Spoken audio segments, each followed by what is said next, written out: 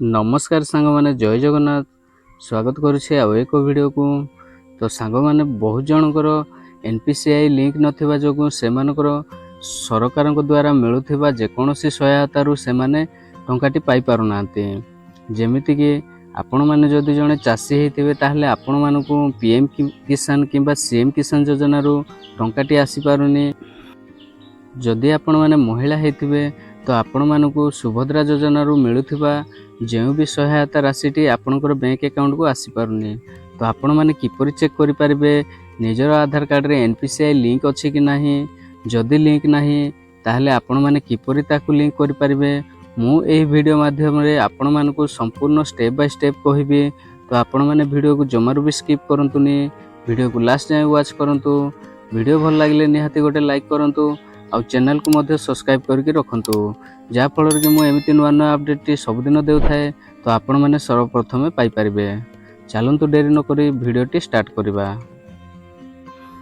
सांग माने निज मोबाइल द्वारा एनपीसीआई लिंक अछि कि नै चेक करिया पय आपण माने गूगल किंबा क्रोम ब्राउजर ओपन कर नेबे। ओपन कर साला परे सेठी सर्च करिवे माय आधार लिखिके आपण माने सर्च कर दियंतु।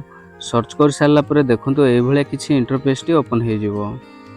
तापरे आपण माने कोन करिवे देखंतु सबुटु प्रथमे जो लिंक टी आसुथिबो माय आधार लॉगिन, तो आपण माने एई ऊपर क्लिक करिवे। एई ऊपर क्लिक करि साला परे एमती किछि इंटरफेस टी शो हे जिवो। तो दर्शक बंधु आपण माने लॉगिन विथ आधार ओटीपी, तो आपण माने एठी लॉगिन करि पारिबे। आपणकर आधार लिंक मोबाइल नंबर गोटे ओटीपी जिवो, सेही ओटीपी टी को एंटर करके आपण माने लॉगिन करि पारिबे। तो आपण माने लॉगिन ऊपर क्लिक करंतु। लॉगिन ऊपर क्लिक कर सारा परे एभले किसी इंटरफेस टी ओपन हो जिवो। तो आपण माने कोन करिवे एठी निजरो आधार नंबर टी को एंटर कर नेबे। आधार नंबर को एंटर कर सारा परे जो कैप्चा टी आछी एई कैप्चा टी को एई बॉक्स मध्य रे एंटर कर नेबे। एंटर कर सारा परे आपण माने लॉगिन विथ ओटीपी ऊपर आपण माने क्लिक करिवे। तापरे आपण माने निज मोबाइल नंबर गोटे ओटीपी आसीबो, से ओटीपी टी को एई बॉक्स मध्य रे दे देबे। बॉक्स मध्य रे दे सारा परे आपण माने लॉगिन ऊपर क्लिक करिवे। पर क्लिक कर साला पर देखंतु ए भलिया किछि इंटरफेस टी ओपन हे जिवो। तो आपनकर फोटो टी एई सर्कल मध्य रे आसुथिबो, तो आपण माने देखि पारिबे। तापर तळकु स्क्रॉल डाउन करिवे। तळकु स्क्रॉल डाउन करके देखंतु एठी गोटे ऑप्शन अछि आधार बैंक सीडिंग स्टेटस। तो एई जगह रे आपण माने क्लिक करिवे। एई जगह रे क्लिक कर साला पर देखंतु आपनकर अकाउंट टी, तो आपण माने देखि पारथिबे आपनकर आधार लास्ट 4 डिजिट टी शो करथिबो। तो लास्ट 4 डिजिट एटी शो करिवो। तापर आपनकर बैंक नेम जो भी बैंक एक्टिव अछि तो आपण मानको eighty bank name T show कर जिवो। जदि आपनकर एक्टिव नै ताहले एठी मेसेज आसी जिवो कि इनएक्टिव बोली कि। आ देखंतु एटी बैंक सीडिंग स्टेटस मध्ये एक्टिव अछि। आ जो मानकर इनएक्टिव अछि तो से माने किपरि एक्टिव करिवे सेति पय आपण मानको पुनी थरे क्रोम ब्राउजर टी के ओपन करिया को पड़िबो। ओपन कर सारा परे आपण माने एनपीसीआई लिखिकी सर्च कर दियंतु। एनपीसीआई लिखिकी आपण माने सर्च कर दियंतु। सर्च कर सारा पर देखंतु ए भलिया किछि इंटरफेस टी आसी जिवो। तो आपण माने कोन करिवे एठी देखंतु कंज्यूमर लिखा हिची, तो आपण माने एई कंज्यूमर ऊपर क्लिक करिवे। कंज्यूमर ऊपर क्लिक कर सारा पर देखंतु गोटे ऑप्शन अछि भारत आधार सीडिंग इनेबलर। तो आपण माने एई ऊपर क्लिक करिवे। एई ऊपर क्लिक कर सारा पर देखंतु ए भलिया किछि इंटरफेस टी शो कर जिवो। देखंतु एठी गोटे ऑप्शन अछि आधार सीडिंग बा डी सीडिंग। जदि आपण माने आधार सीडिंग अछि तो डी सीडिंग करबा को चाहुथिले मध्य एठो हे जिवो। जदि आपनकर आधार टी सीडिंग नै ताहले आपण माने एई ऑप्शन ऊपर क्लिक करके सीडिंग करि पारिबे। तापरे आपण माने एठी क्लिक कर नियंतु। क्लिक कर साला पर देखंतु आपण मानको एंटर योर आधार नंबर बोली कहूची। तो आपण माने एठी निजर आधार नंबर टी को एंटर कर देबे।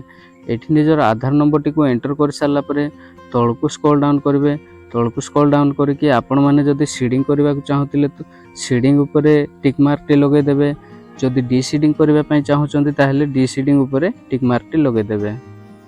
तापरे आपण माने तळकु स्क्रॉल करिवे। जो भी बैंक सीडिंग करबा को चाहुचंती से बैंक टी को एठी सिलेक्ट कर नेबे। सिलेक्ट कर साला परे तळकु स्क्रॉल करिवे। तापरे एठी से अकाउंट नंबर टी को एठी एंटर कर देबे। पुनी थरे आपण माने कन्फर्म अकाउंट नंबर रे से अकाउंट नंबर को आउ थरे एंटर कर नेबे।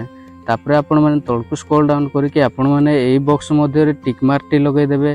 टिक मार्क टी लगे सारला परे तळकु स्क्रॉल डाउन करिवे। तळकु स्क्रॉल डाउन करके देखंतु एठी गोटे कैप्चा टी आसुची।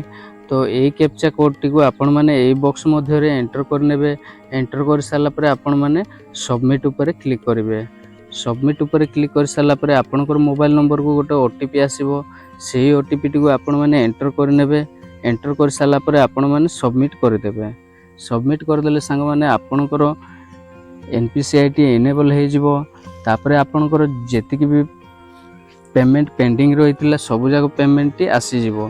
दर्शक बंधु ये थिला आज अपडेट वीडियोटी भल लगी निहाती गोटे लाइक करंतु और किसी भी जदि डाउट अच्छी ताहले मते कमेंट बॉक्स माध्यम जनातु डेफिनेटली ट्राई करिवे आपनकर प्रॉब्लम को सॉर्ट आउट करिवा पई। तो दर्शक बंधु आज एतिकी देखा पुणी नेक्स्ट वीडियो रे। जय जगन्नाथ।